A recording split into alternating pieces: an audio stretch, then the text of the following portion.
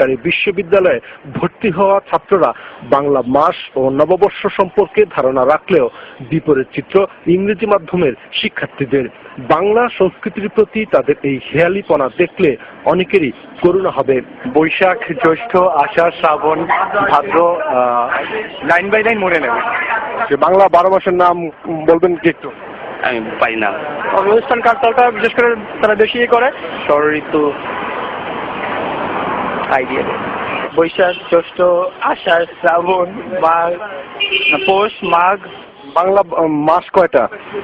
6টা। বৈশাখ, জ্যৈষ্ঠ, আষাঢ়, শ্রাবণ, মাঘ, ফাল্গুন। সরি, এখানে বাংলা কোনো মানে প্রশ্নই ওঠে না আমাদের এখানে।